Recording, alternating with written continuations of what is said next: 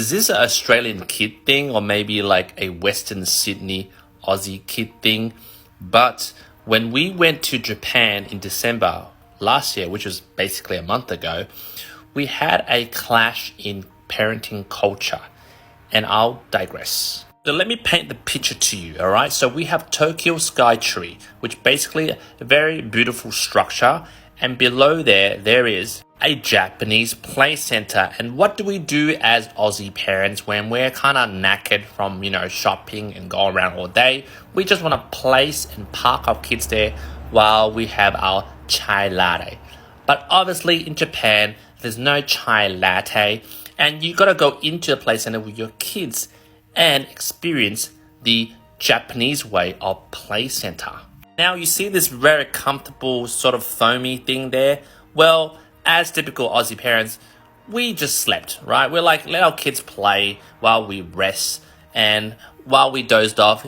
Japanese parents with their Japanese kids were doing things like these Lego things, gently placing it one by one, being very polite, playing, serving at the supermarket, buying, very gentle. While my kids, who are from Western Sydney and South Sydney, right? Basically, their background is they played in Bankstown, Monkey Mania, play with the Wogs, play with the Lebos. They were built tough yakka kids, right? So what happens when you have these two young boys, 5 and 7, my boys, entered into a play center with really gentle Japanese kids? Chaos ensued. This was eye-opening to me, right? This made me see the black and white difference of Australian cultured raised kids versus Japanese cultured raised kids, right? While I was having a bit of a nap, a bit of a siesta because I was knackered from traveling around Japan shopping all day, I got a tap on the back. Hey, sir, your son smacked my kid in the face. Oh shit, what? So my kids were playing tips in this sort of in my opinion, kind of boring play center. If you compare it to Australian play centers, we have play centers, right? This place is doing origami or something, right? It was kind of boring. So my kids were just making the best out of it, right? So they were running from here to here. They were playing tips. They obviously threw some balls in over here, which they got in trouble with the staff. And they're like, all right, we won't do that. We'll just play tips. And then all the parents and the kids were just basically staring at our kids, right? Well, we're like, oh, it's all right. You show them the way we play. The way they play is different, right? That's fine. So what happens was, during that time, a lot of the parents knew that our kids were just running up and down, up and down. What happened was one kid decided to, follow our kids and do the same. And by that time, one of my youngest was flying full speed over here, while this other kid, who was the same age, appeared over here with their parent. Obviously, Japanese kids play with their parents, right? They don't play alone by themselves. My child was trying to avoid hitting the parent. He swerved and knocked the kid over. Now, let me take you back to Australian culture, or as I know it, right?